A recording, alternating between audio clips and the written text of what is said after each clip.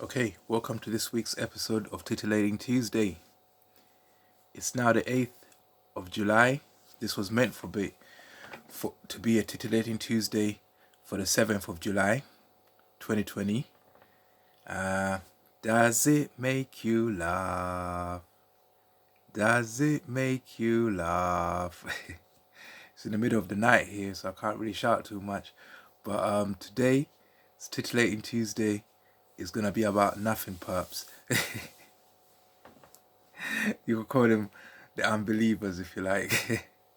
So basically, I've been revisiting the concept of nothing that I actually been revisiting many times in my life, and the theory that I have still remains the same, although it becomes slightly advanced every time I go into it. But basically, what I'm saying, when you have nothingness, yeah, you talk about people who say that the Almighty doesn't exist, and you're like, when you say something that doesn't exist, that means it has a mass of zero. That means that's something that has the property of nothing.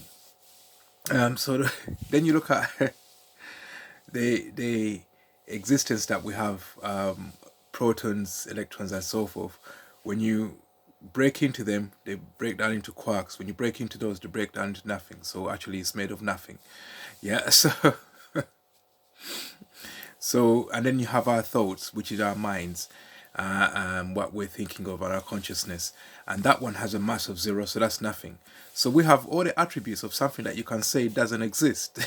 So how could we be something that, if you was thinking logically, you have to say doesn't exist, that can call the Almighty something that don't exist? You can't say that the Almighty doesn't exist. It's you who doesn't exist. It's a cheek. We don't even know if we exist, and we were saying that the Almighty doesn't exist. So when I get a perpetrator, I'm like, that's another something that doesn't exist, that is aware of its awareness, but it still doesn't exist. What's it got to do with me? So I'm looking at other human beings and myself as things which you can't prove exist. So I can't really start saying that the Almighty doesn't exist. That would be a bit silly.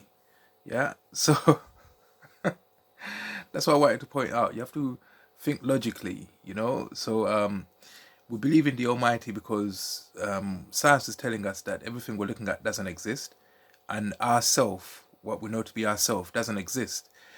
Which means that the word that they call existence is very so limited that if we use that, yeah, we need to figure out how to see ourselves as existing before we figure out how to see the Almighty as something that exists, or someone that exists. Yeah, but because we're limited in that scope, yeah, we can't go around pointing fingers. Yeah, because the Almighty would be like, I don't exist. Look at yourselves. You're made of mass, which doesn't exist. So I'm not gonna do that just yet. So that's why I do believe in the Almighty, because if you think about it logically, a nothingness that's aware has to have existed before the nothingness that's there.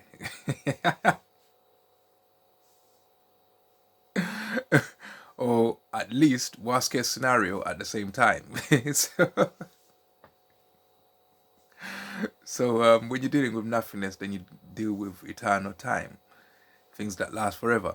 But so perpetrators who try to take you off your religious journey and your religious path, you can just actually rebuttal like that. You say, well, I can't prove that you exist, but I'm not gonna say that you don't.